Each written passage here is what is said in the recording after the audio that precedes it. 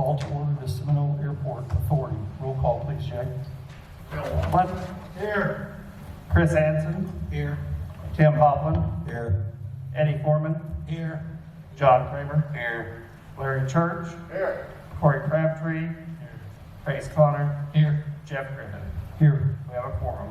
Consideration and action of consent agenda. Move its approval. Second. Roll call, please. Bill Wallen. Yes. Chris Hansen. Yes. Tim Poplin. Yes. Eddie Foreman. Yes. John Kramer. Yes. Larry Church. Yes. Corey Crabtree. Yes. Trace Connor. Yes. Jeff Griffin. Yes. Motion passes. With no items removed from the consent agenda, are there any appearances or petitions from the audience for the Seminole Airport Authority? Okay, with none, we will move on to elections and appointments. Consideration and possible action to approve the mayoral appointment of Jim Morgan to the Airport Advisory Board to replace Brett Van Meter, whose term runs through June 2022. I'll share just a little bit of information about Jim. He was a commercial pilot in Alaska for about 25 years or so. During that time, he'd come back to Oklahoma during the summertime, but would, in the wintertime, and then go back to Alaska during the summertime. During that time, he has been a liaison between companies that are flying aircraft and the FAA. He's also worked with FBOs and had interaction, and is just heavily into the aircraft industry. He's retired from traveling to Alaska, and he actually has 2 airplanes that are hangared out at the airport. And so with that, he certainly has an interest in helping with the airport grow, and he sees some improvements that can be made, and he seems to work well with others, having had a little discussion with some others. So with that, that is why I am recommending Jim for the airport board. Move to make the appointment of Jim Morgan to the Airport Advisory Board. Second. Roll call, please. Bill Walton. Yes. Chris Hansen. Yes. Tim Poplin. Yes. Eddie Foreman. Yes. John Kramer. Yes. Larry Church. Yes. Corey Crabtree. Yes. Trace Connor. Yes. Jeff Griffin. And I will abstain since I recommended. Motion passes. With that, I would entertain a motion for adjournment. Second. All those in favor? Aye. Those opposed? All right, with that, we will move on to the regular meeting of the Seminole Gas Authority. Roll call, please, Jay. Larry Church. Here. Tim Poplin. Here. Corey Crabtree. Bill Wallen. Here. Trace Connor. Here. John Kramer. Here. Chris Hansen. Here. Eddie Foreman. Here. Jeff Griffin. Here. We have a quorum. Consideration and action of consent agenda. Roll call, please. Larry Church. Here. Oh, yes, sorry. Thank you. Tim Poplin. Yes. Corey Crabtree. Yes. Bill Walton. Yes. Trace Connor. Yes. John Kramer. Yes. Chris Hansen. Yes. Eddie Foreman. Yes. Jeff Griffin. Yes. Motion passes. With no items removed from the consent agenda, do we have any appearances or petitions from the audience for the Seminole Gas Authority? With none, I would entertain a motion for adjournment. So moved. Second. Did you get those, Jay? Okay. All those in favor? Aye. Those opposed, like sign. All right, we'll move on to the regular meeting of the Seminole Utilities Authority. Roll call, please. John Kramer. Here. Trace Connor. Here. Chris Hansen. Here. Bill Walton. Here. Corey Crabtree. Here. Tim Poplin. Here. Eddie Foreman. Here. Larry Church. Here. Jeff Griffin. Here. We have a quorum. Consideration and action of consent agenda. Move its approval. Second. Roll call, please. John Kramer. Yes. Trace Connor. Yes. Chris Anson. Yes. Bill Waltman. Yes. Corey Crabtree. Yes. Tim Poplin. Yes. Eddie Foreman. Yes. Larry Church. Yes. Jeff Griffin. Yes. Motion passes. With no items removed from the consent agenda, are there any appearances or petitions from the audience for the Seminole Utilities Authority? Okay, with none, we'll move on to approvals and acceptances. Bids. Item 1, consideration and possible action to approve accepting sealed bids for mercury remediation and removal at the wastewater treatment plant. Motion to approve. Second. Roll call, please. John Kramer. Trace Connor. Yes. Chris Anson. Yes. Bill Waltman. Yes. Corey Crabtree. Yes. Tim Poplin. Yes. Eddie Foreman. Yes. Larry Church. Yes. Jeff Griffin. Yes. Motion passes. Item 2, consideration and possible action to approve accepting sealed bids for splash pad repairs. So moved. Second. Roll call, please. John Kramer. Yes. Trace Connor. Yes. Chris Anson. Yes. Bill Waltman. Yes. Corey Crabtree. Yes. Tim Poplin. Eddie Foreman. Yes. Larry Church. Yes. Jeff Griffin. Yes. Motion passes. An addendum that was made on current business. Item 3, consideration and possible action regarding the compliance, evaluation, inspection of the wastewater treatment plant performed by the Oklahoma Department of Environmental Quality on November 19, 2020.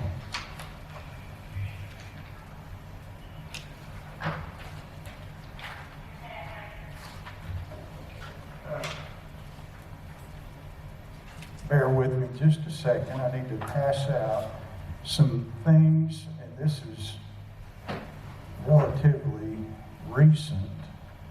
Oh, wait a minute. That might be.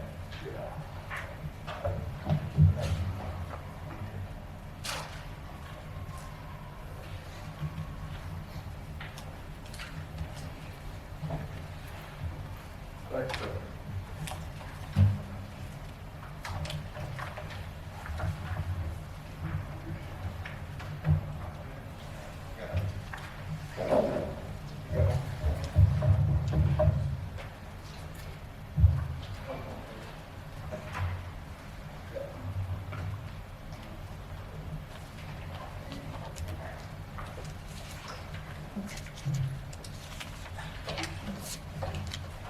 So, I'm going to try to run through this as quick as I can.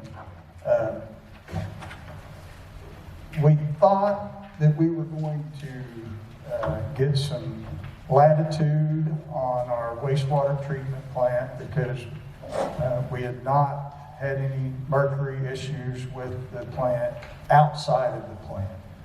We know that some of the seals were leaking inside the plant. We had a good plan and still do have a good plan to contain that and to correct it. However, when we got our letter back from DEQ, it pointed out many deficiencies. When we got to visit with our engineer, it became pretty clear that DEQ is sending us a loud message that they're ready for us to build a new sewer plant. Many of the things that you see on that list, Bryant has done a fantastic job of kind of listing the deficiencies 1 through 21, and that's right there on the front page. You're welcome to get into the weeds, and really the pictures kind of tell it all. We've got a lot of structural failure. We've done so many point years. It's basically dabbing it up and putting duct tape over it at this point. So DEQ is really serious about this. When we talk to the engineer, if we were to try to do 1 through 21 here, and that's already on the CI, the letter from DEQ, it would cost, in the engineer's estimation, millions. So the reason that I bring this up is we are spending,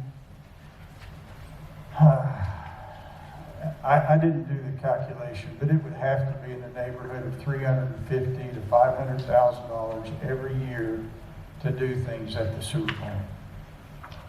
We're just throwing money down trying to fix it, and for years and years I've thought, well, this year it's fixed. We're going to be able to do other things, to do streets, etc.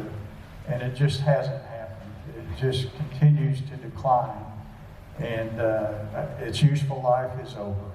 And so we're to the point now, we can either build a new plant. We don't really have a great cost estimate, but it could be almost $20 million to build a new sewer plant. Or we can continue to do what we're doing, and with the exception of getting all this fixed, and I can't promise you that even if we do that, next year won't be another $350,000 or $500,000. There's just no way to tell.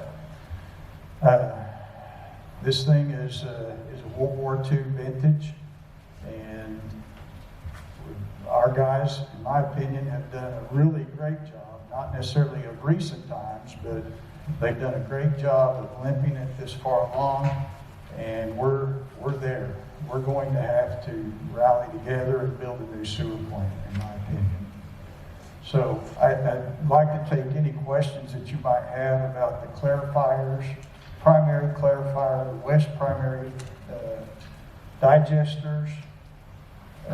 All of those are in the pictures, the deficiency pictures that you see in front of you. The building, clearly the digester building is in really bad shape. The primary clarifier,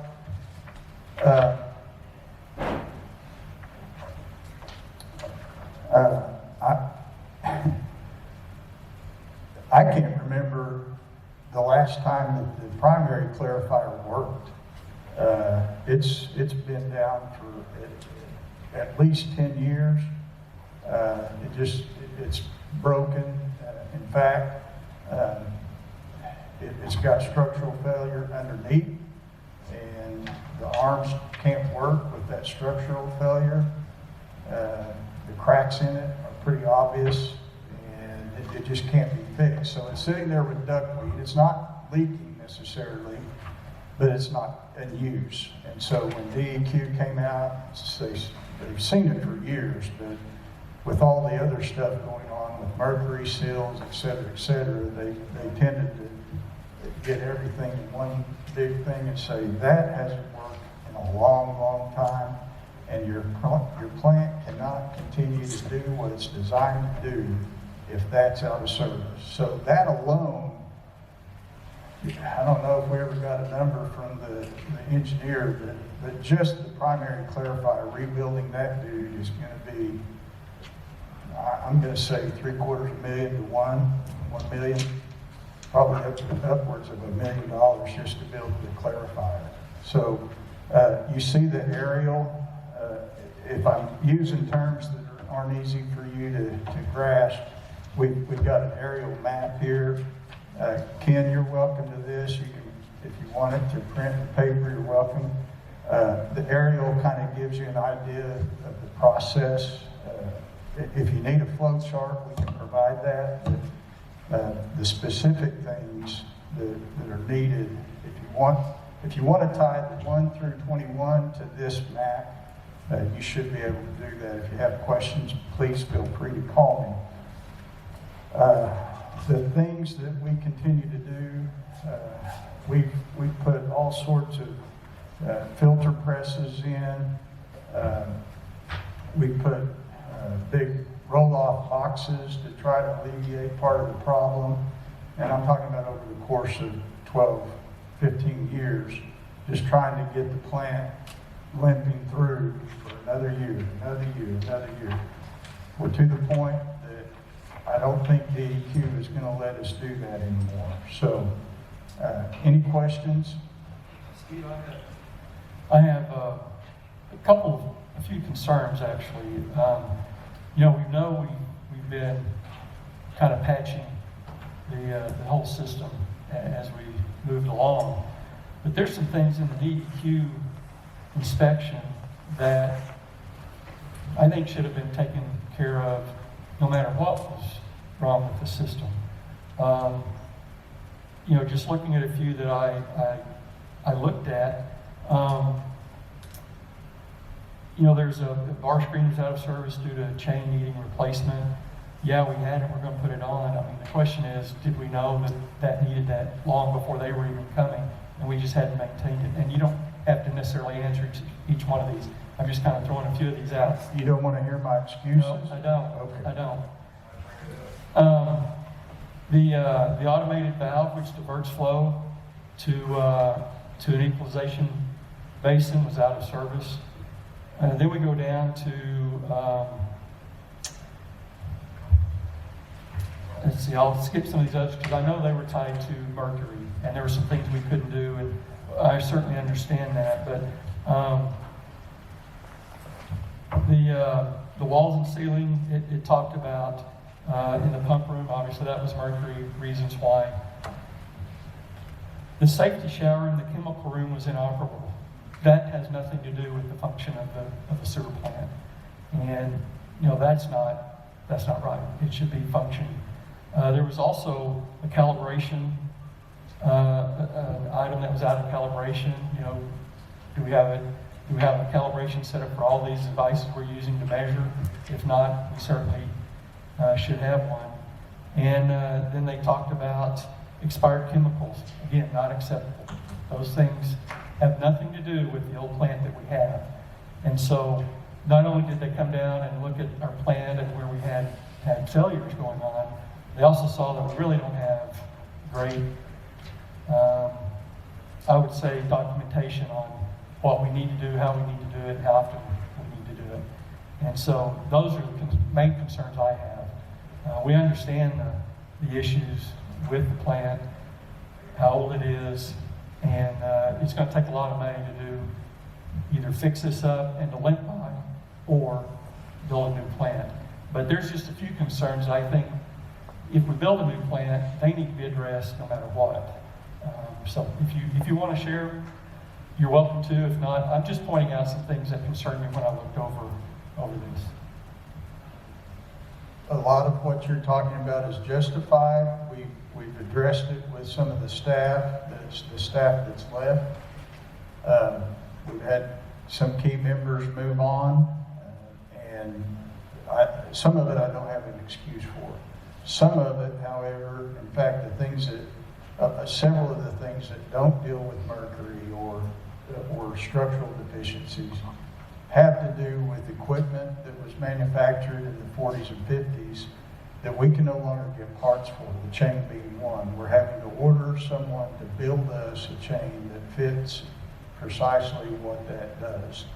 So, again, that's just added expense that normally wouldn't happen in a newer plant or one that we can buy parts for. So, but absolutely, we'll take, you're justified in that criticism, and we're dealing with it.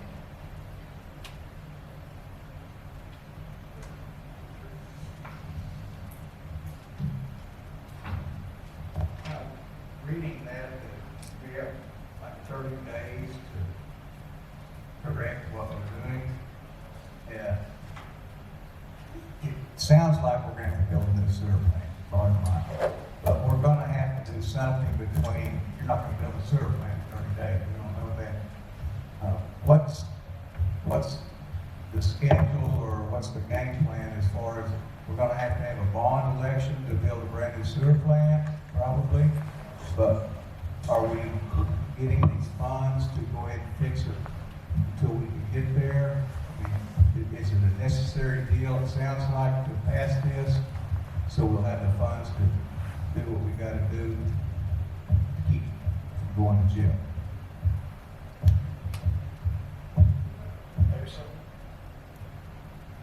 Excellent, excellent question. So the plan, and we're working very closely with the engineers and with DEQ, we're in communication often. We feel certain that if we'll commit to building a new plant, that almost all of the 21 items, there's some of the safety shower, et cetera, that's got to be fixed. But most of the really, really expensive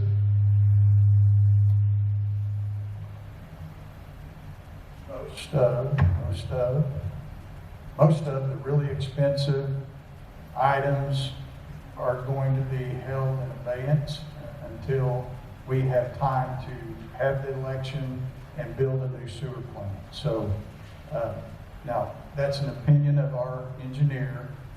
DEQ has not committed to that. I'm just trying to project for you what our game plan is, what plan A is. I don't think that they're going to expect us to build new clarifiers, et cetera, when they know in 3 years or so, we're going to have a brand new plant. That doesn't seem reasonable. The plant is removing the things that we needed to remove. The water is clean. We're not having any effluent violations. So I think DEQ will calm down once they know that we're in the queue to get a new plant built. Thank you.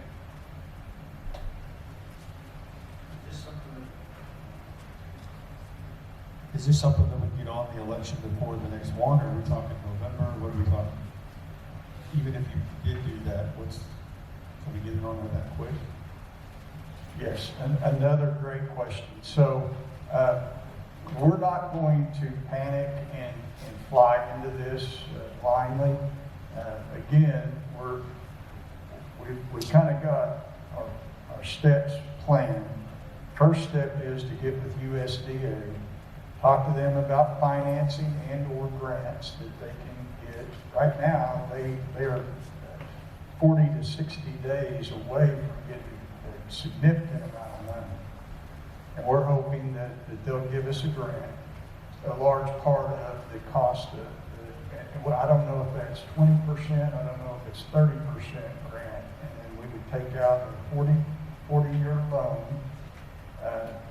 Right now, I think it's sitting about a 1.5%, so it's really, really inexpensive money.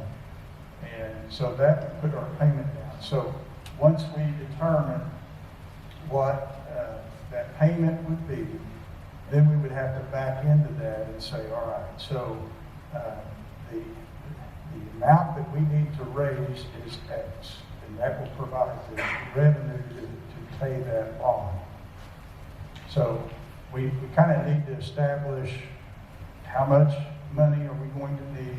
Then we'll go to an election. We'll be able to communicate with our voters exactly what we're doing and do exactly what we say. So to answer your specific question, I'm going to tell you that we're probably 6 months, roughly, maybe 4 if it really accelerates. But I'm going to say in the neighborhood of 6 months before we can get to an election. And I think, again, an opinion is I think DEQ will be okay with us. As long as they see us making significant strides to building a new plant, I think they'll hang in there with us. We're building at the same place? Another great question. So the question was, are we going to build it in the same location? And the answer is yes. Because all the collector lines and everything flows that way already, it would be astronomically overpriced to get it in a different location. So, when I say the same location, I'm not saying exactly on top of it, but in that same zone, in the same property boundaries that it's in now. thing, you kind of answered my question about we have enough space for a new plant. The second question I have is, will our existing plant service us well enough until we get a new one? Okay. The question is, will the existing plant be able to service us until we get the new plant online? I hope so.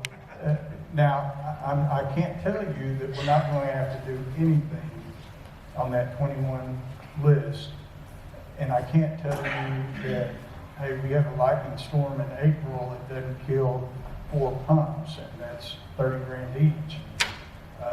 We just, some of it, but if things go the way that they would normally go, it will service us, and there'll be some expenses. We'll have to buy new pumps when a lightning storm comes through. We're not going to get away from that. We're still going to have to be spending money as we climb up there. But hopefully, we don't have to spend this ridiculous millions, as the engineer put it. We'll have to spend millions to chase after until we can get the new plant online. I have one more question. In our current situation with bonds, is there one that will fall off that will be replaced with this one so that we don't have an additional tax rate on top of what we've already got? Because people already complain now about the tax rate. So I just want to know if we're gonna, is it gonna level out, will it be higher, where are we at with that? I don't, just curious on cost, is all. Yeah. So, Talk about the tax rate. Tell them to go to Wisconsin, where the property tax rate is 5 times what it is here. Sick and tired of people whining about things when there's a lot worse a lot of other places. okay, so you're asking for the financing plan, and I don't even know how much we're going to have to borrow to build a new plant. But I can tell you that there is a sales tax that's coming off in, I thought it was Completely. About 2016. okay. Well, there is one that will be rolling off. If it's close enough to the time that we vote the bond and put it in play, then what we will do is roll the remaining principal that's left on that bond into the new bond, and it'll be for 40 years. So the fact that we're getting the terms, potentially getting the terms that we're going to be able to get, makes it very, very lucrative for us. And I'm going to tell you that I think there's a good probability that we'll be about level. And I'm taking a big risk saying that, but I think we'll be about level. Not knowing how much grant money I'm going to get, but you know, so there is potential if we get no grant money and the money goes up, the cost of money goes up, there is potential that we would have to revote the sales tax and perhaps even raise our rates some. So there are mechanisms that will help us float how much financing we're going to have to give.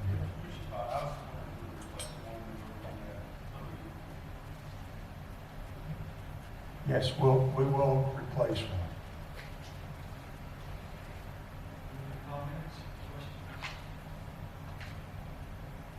All right, they're not asking for any action at this point. I believe we're waiting on information probably before we can proceed with anything. So with that, I would entertain a motion for adjournment. So moved. Second. All those in favor? Those opposed? And with none? Call to order the regular meeting of the Seminole City Council. Roll call, please. Tim Poplin. Here. Cory Bradbury. Here. Larry Church. Here. Trace Connor. Here. Chris Anson. Here. Andy Foreman. Here. Bill Wantland. Here. John Kramer. Here. Jeff Griffin. Here. We have a quorum. Please stand for the Pledge of Allegiance. The Republic for which it stands, one nation, under God, indivisible, with liberty and justice for all. Bill, would you lead our prayer, please? Isagadabisi, Mishka, Hanga, Godai, Umakasaka, the Kuchi, the Bedo, Moment, Potalofa, Seminole, Moment for Westia Mulligan. You did not get your keys, but when Jimmy Isagadabisi, Anagiskas. O God, whose mercies cannot be numbered, accept our prayer of thanks for the city of Seminole and all our people. Let us love one another, for you, God, are love. Amen. Amen. Thank you.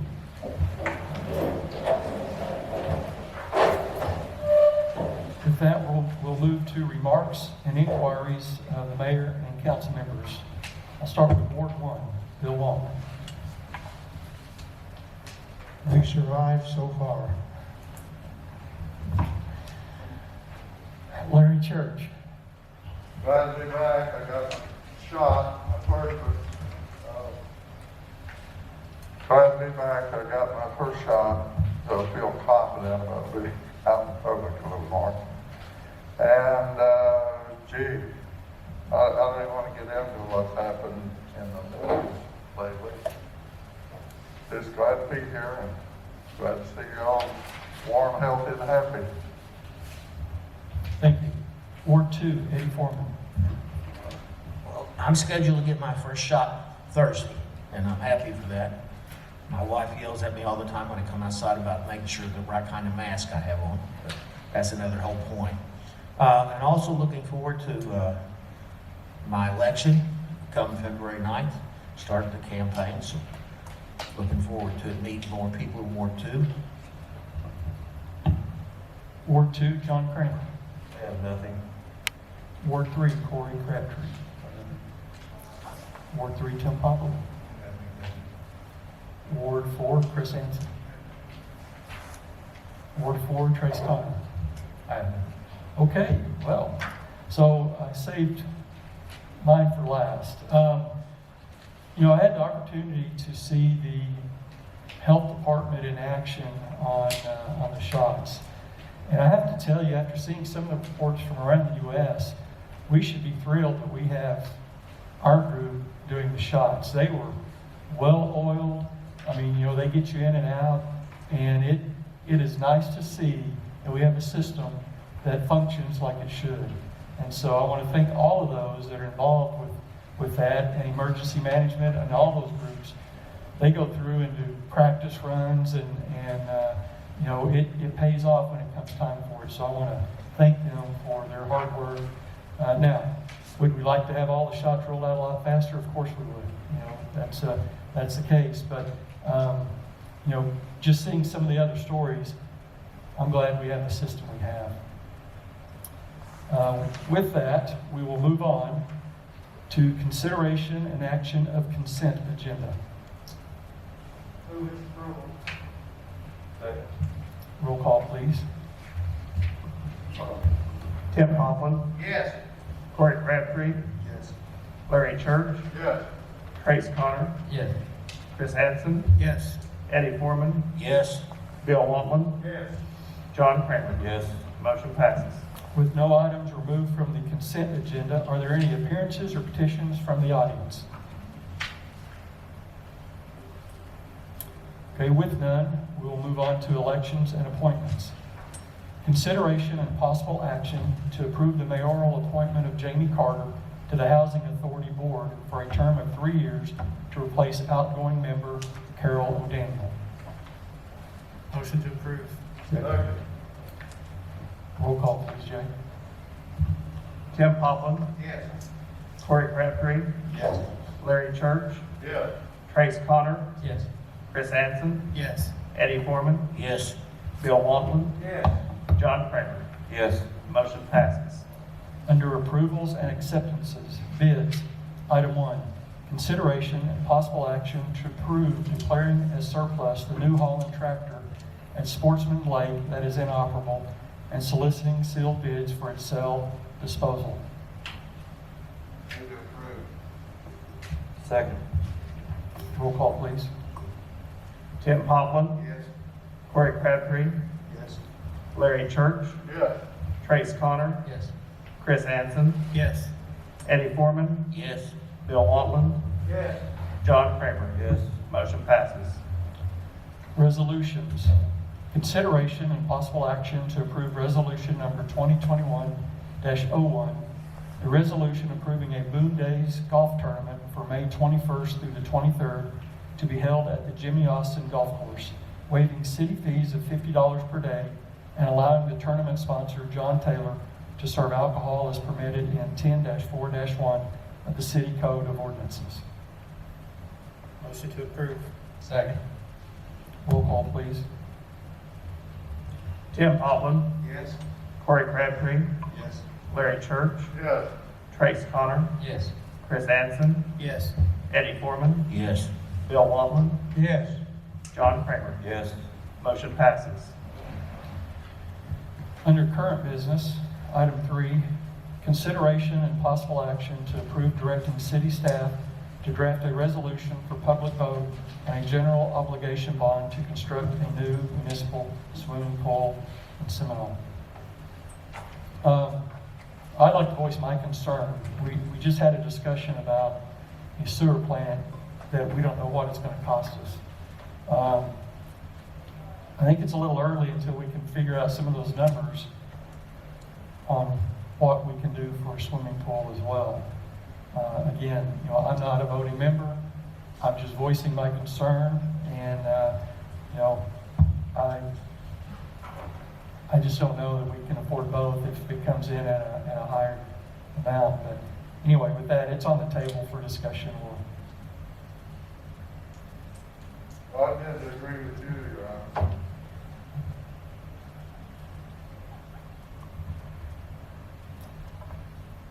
I would move that we table this matter. Is there for a certain time? I'll leave it up to the city officials to determine when to bring it back. Okay, so Bill made a motion. Second. Okay, roll call please, Jay. Tim Poplin, Yes. Corey Crabtree, Yes. Larry Church, Yes. Trace Connor, Yes. Chris Anson, Yes. Eddie Foreman, Yes. Bill Wantland, Yes. John Kramer. Yes. Motion to table passes. Item 4, consideration and possible action to approve adding social media protocols to the City of Seminole's policies and procedures manual. I believe we all received a sample of what is being proposed.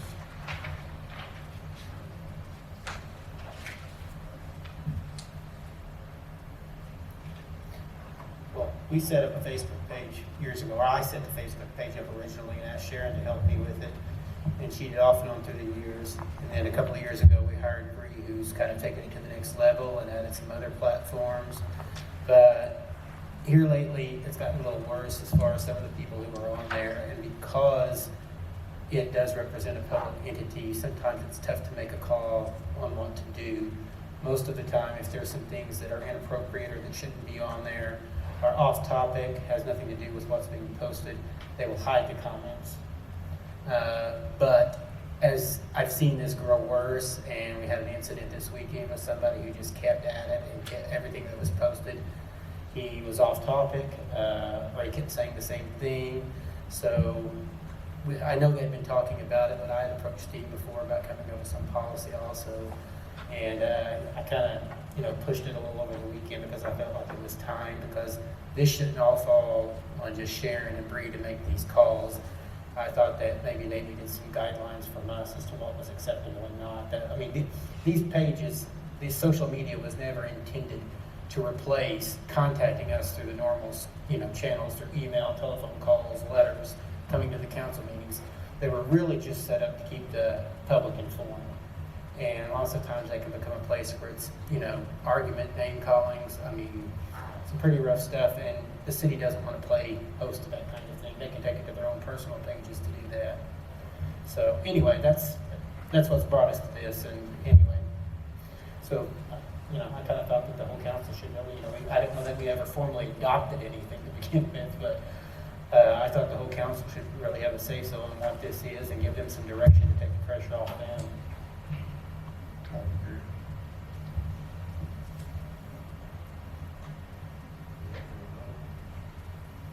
Yes, it is. Second. Roll call, please, Jay. Tim Poplin, Yes. Corey Crabtree, Yes. Larry Church, Yes. Trace Connor, Yes. Chris Anson, Yes. Eddie Foreman, Yes. Bill Waltman, Yes. John Kramer. Yes. Motion passes. Under reports, city manager. Oh, did I miss it? I don't think I have that one. Sure. Consideration of possible action regarding the mask mandate passed via ordinance number 1252 on December 14th, 2020, and set to expire on April 14th, 2021. Thank you. So we, last month, when we passed the ordinance, it was also added that we should at least have it on each month's agenda just for discussion, if there needs to be anything added, changed, whatever. And so that's why it's basically kind of a placeholder each month as we go through.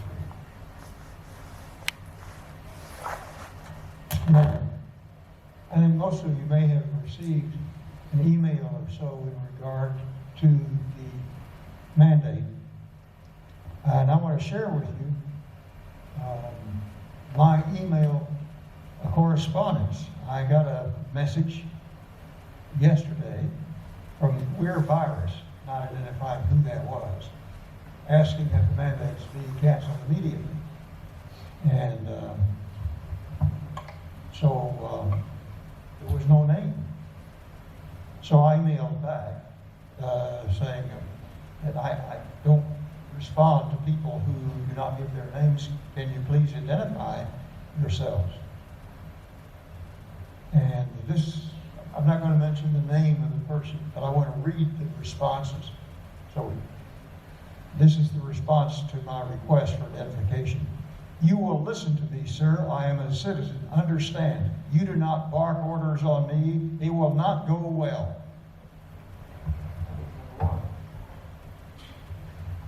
So I answered that saying, that's very rude. And the answer came back, you're a traitor for allowing such mandates. I'm actually being nice, servant.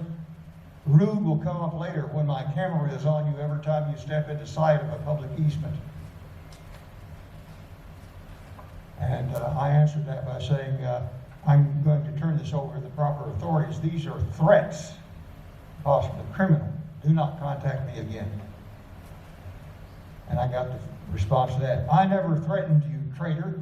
I've done nothing wrong, so do what you need to do, you communist. That's the kind of people we're dealing with.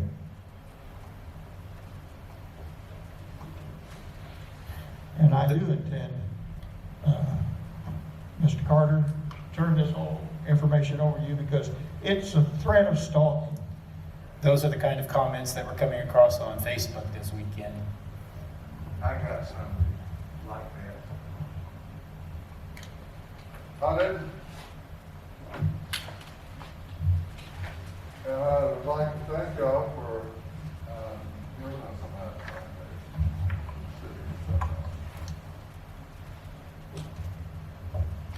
Mr. Mayor, I'm going to move that we approve ordinance 1252. Well, Approve its continuance. yeah, continue, yeah. We actually don't even have to take any action. And it's just a discussion. Or if we wanted to make changes, we can, but, Changes or cancel it. or nothing at all. I don't think we're in a position to do that just yet. Yeah, so the existing ordinance is in place until April the 14th. We wanted it on there monthly.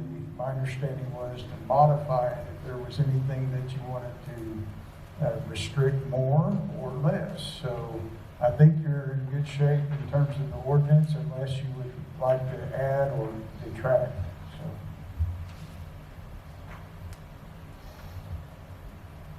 Mr. Mayor, Yes. have we had any violations or any confrontations or anything that require us to make any changes? Okay, the only thing I heard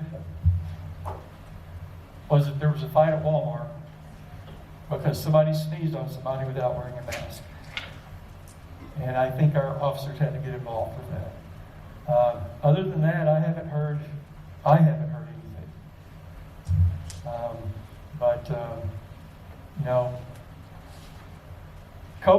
not, sneezing on someone is just not appropriate.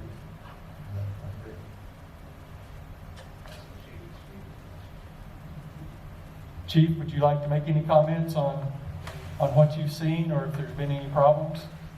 And you can shake your head yes or no if you Well, I just want to clarify, I know the incident you're referring to, Yes. that was a shoplifting incident when our officers had some damage done to our patrol cars. Okay. There was another incident, there was a fight between two females in a parking lot that I also read on Facebook that had to do with comments made on Facebook towards one another. At no time was there any mention of mask mandates in either one. Good, thank you for clarifying that.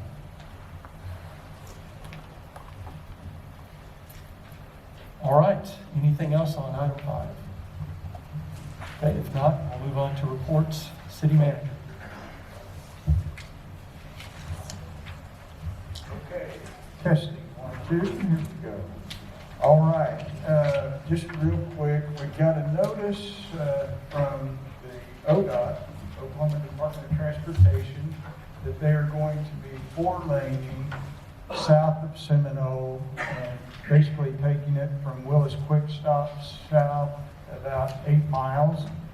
And there's a public hearing coming up. I think I covered up my cover letter. So stand by. I think it's a virtual hearing as well. I think it runs from Remember now. what the date is? 21st? It was the 6th, from the 6th through, I think, the 21st Okay, or so 24th. we're accepting comments right now. I'll get that date out to you. Snowman Wonderland went excellent. Shelley, Sharon, Bree, Matt, the whole crew, thank you. It was fantastic. It looked great. It looked exceptional this year.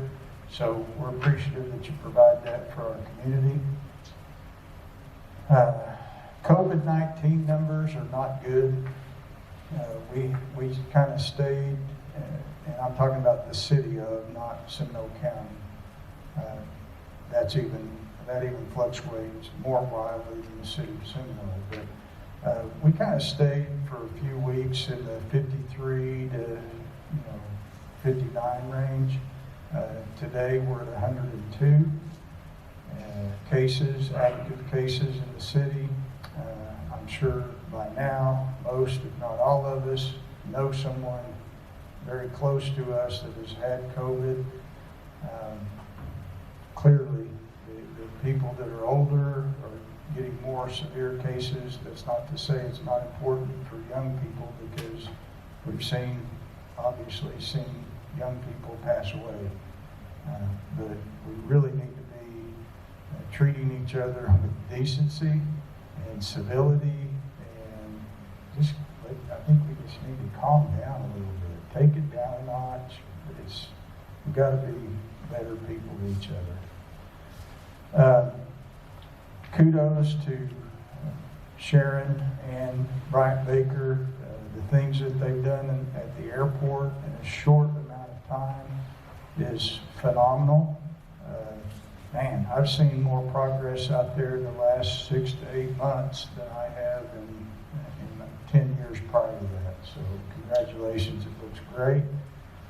We'll be naming if we could have got it on this agenda, we would have, but we've got a new fixed base operator that'll be coming in to run the airport, the local people, so I think we're going to get a good response from that. So if I had my way, we would have an extra meeting every month for us to talk about the accomplishments in Seminole, but I know you don't want to do that. But you do have an opportunity this Thursday to hear our mayor, Jeff Griffin, and I think I'm going to get to talk a little bit about the state of the city. And that's our forum program this Thursday at noon. And I think if you get on the chamber website, you can get that link. It is Zoom only, so it's not going to be an in-person thing.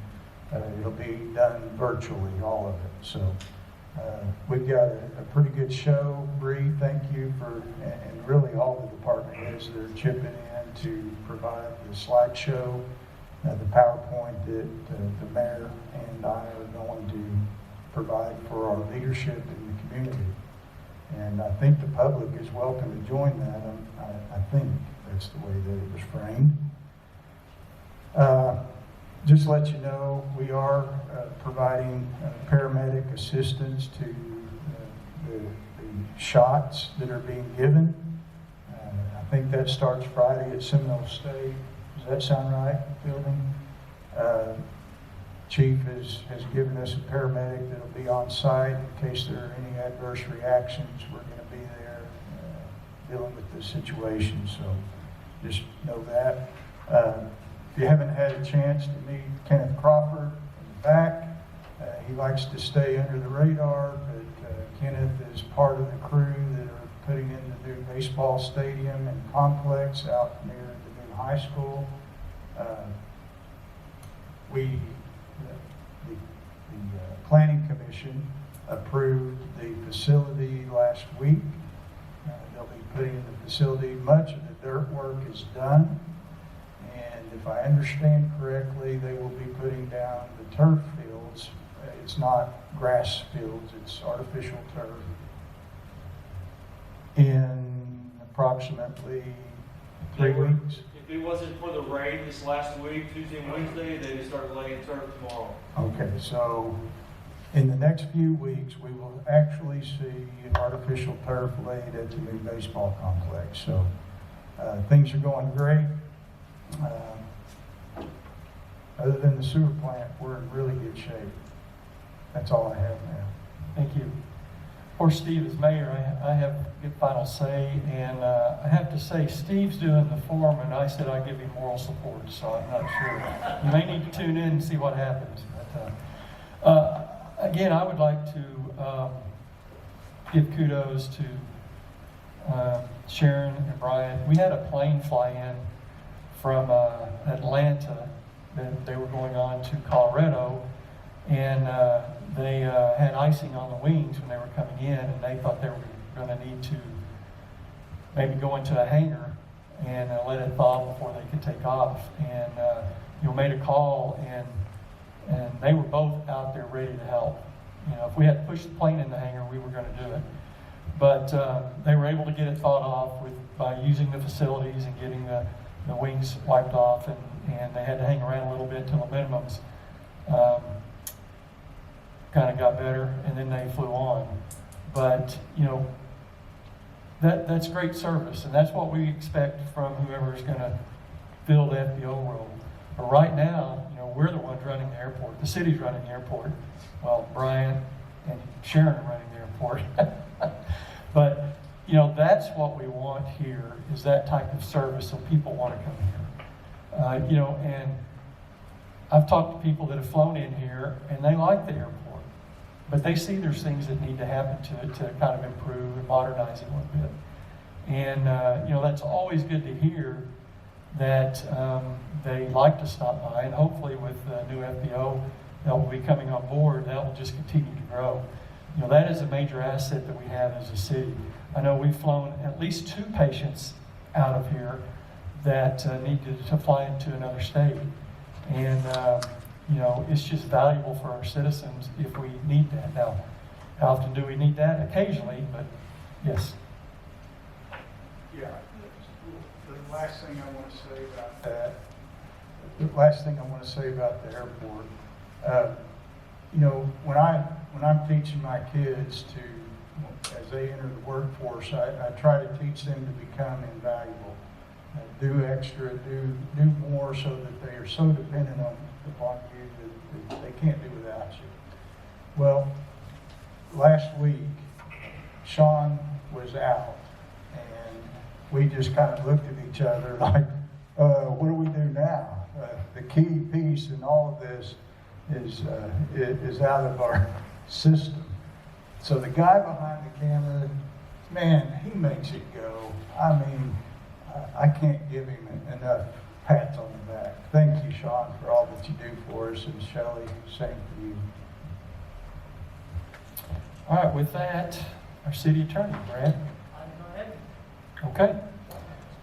With that, we will be moving into executive session. Consideration and possible action to enter into executive session under Oklahoma Statute 25, Section 307.b.2, discussing negotiations concerning employees and representatives of employee groups. International Association of Firefighters, Local 2581.